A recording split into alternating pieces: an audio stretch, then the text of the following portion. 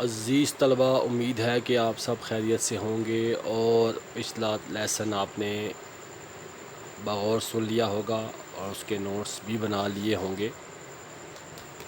پچھلے لیسن میں ہم نے زر کی اقسام کے اوپر کچھ بات کی تھی، جن میں ہمارے پاس تھا دھاتی زر، کاغذی زر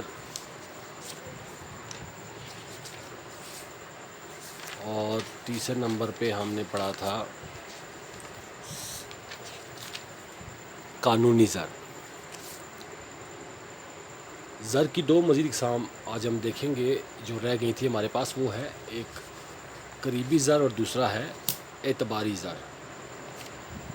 قریبی زر عام طور پر ایسے زر کو کہتے ہیں جو حقیقت میں زر کی طرح تو گردش نہیں کرتی، لیکن اگر کسی بھی شخص کو زر نقد کی ضرورت ہو تو اسے دے کر زر نقد حاصل کیا جا سکتا ہے، مثلا میعادی امانتیں، سرکاری کفالتیں، حصص، بانڈز وغیرہ۔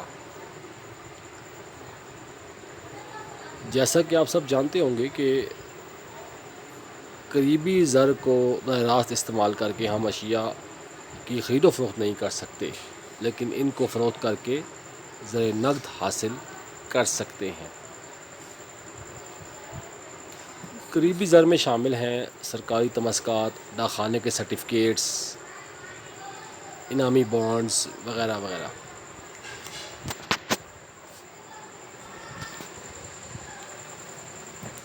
اس کے بعد ہمارے پاس ایک اور زر کی قسم جسے ہم کہتے ہیں اعتباری زر۔ اعتباری زر عام طور پر ایسا زر ہوتا ہے جو اعتبار کی بنا پر گردش کرتا ہے، اور عام طور پر اعتباری زر کا اطلاق ایسے لین دین پر ہوتا ہے جس میں نقد ادائیگی کے بجائے مستقبل میں ادائیگی کا وعدہ کیا جاتا ہے۔ اعتباری زر کے لیے حاصل کرنے کے لیے ضروری ہے کہ اچھا کردار، مضبوط ساکھ اور رقم کی واپسی کی استطاعت ہونی چاہیے۔ عزیز طلبہ، ہم دیکھیں گے آلات اعتبار زر۔ آلات اعتبار زر دو طرح کے ہوتے ہیں۔ نمبر ایک، روایتی آلات، جن میں شامل ہیں کتابی حساب، پرو نوٹ جس کو ہم پرامسری نوٹ بھی کہتے ہیں، ہنڈی، چیک، بینک ڈرافٹ، کفالتیں یا بانڈز۔ اس کے برعکس جو جدید آلات ہیں ان میں شامل ہے credit card, A T M card, online banking, M T اور ٹی ٹی۔ آج کے لیسن میں ہم دیکھیں گے آلات اعتبار زر کے روایتی آلات۔ سب سے پہلے ہمارے پاس ہے کتابی حساب۔ یہ اعتبار زر کی سب سے سادہ صورت ہوتی ہے۔ عام طور پر محلے میں دکانداروں سے جو ضروری اشیاء ادھار خریدتے ہیں اور مہینہ ختم ہو جانے کے بعد ہم اپنا حساب بے باک کرتے ہیں، دکاندار اس حساب کو اپنی کاپی میں درج کرتے ہیں، جسے ہم کتابی حساب کا نام دیتے ہیں۔ اس کے بعد نمبر دو پر ہمارے پاس ہے پرو نوٹ۔ یہ اعتباری زر کی دوسری صورت ہے۔ اس میں مقروض ادھار دینے والے کو ایک تحریر لکھ کے دیتا ہے کہ اس نے اتنی مالیت کی اشیاء وصول کی ہیں جس کی ادائیگی وہ ایک خاص وقت کے بعد کر دے گا۔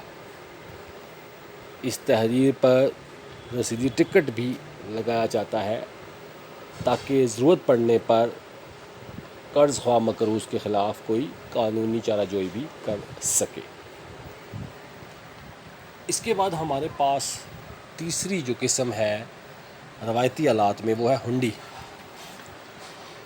ہنڈی کا استعمال عام طور پر کاروباری افراد یا تاجر برادری کرتی ہے۔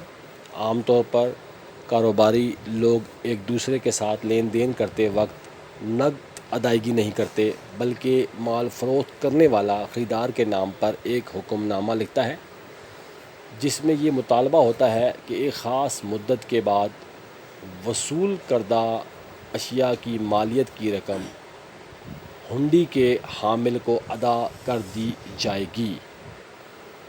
اس پر مال وصول کرنے والے کے دستخط ہوتے ہیں، اور اگر ہم چاہیں تو اس ہنڈی کو کسی بھی بینک میں لے جا کر اس پر بٹا لگوا کر اپنی رقم حاصل کر سکتے ہیں۔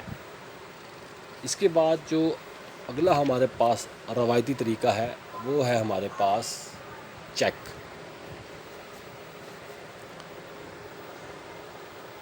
چیک ایک ایسا حکم نامہ ہوتا ہے جو کہ چیک جاری کرنے والا اپنے بینک کے نام لکھتا ہے کہ وہ اس چیک کے بدلے اس کی جمع شدہ امانت میں چیک پیش کرنے والے کو درج رقم ادا کرے۔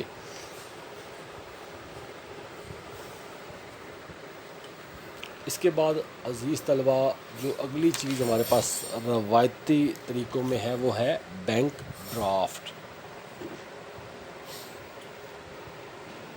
بینک ڈرافٹ کا استعمال زیادہ تر رقم کو ایک جگہ سے دوسری جگہ بحفاظت منتقل کرنے کے لیے استعمال کیا جاتا ہے۔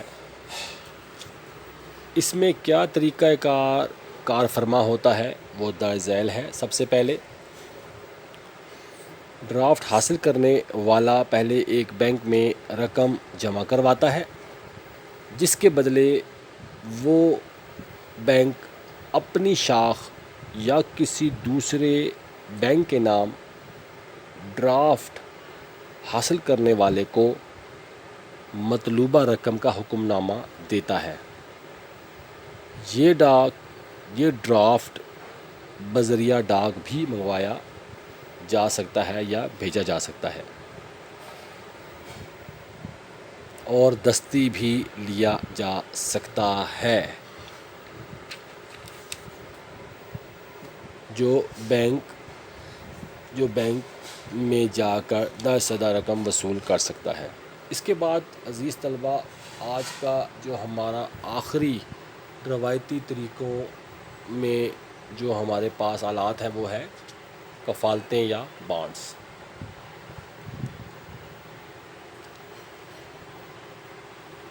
حکومت جب عوام یا بینکوں سے قرض لیتی ہے تو انہیں جو تحریری وعدے دیتی ہے اسے ہم کفالت کا نام دیتے ہیں۔ اس پر رقم دینے والے کا نام، تاریخ ادائیگی اور سود کی شرح درج ہوتی ہے۔ یہ کفالتیں کسی بھی وقت اسٹاک ایکسچینج مارکیٹ میں فروخت کی جا سکتی ہیں اور ان کے عوض رقم بھی وصول کی جا سکتی ہے۔ امید ہے کہ آپ کو آج کا یہ لیکچر سمجھ میں آ گیا ہوگا۔ اگر کوئی مشکل درپیش ہو تو اس سے آپ رابطہ کر سکتے ہیں۔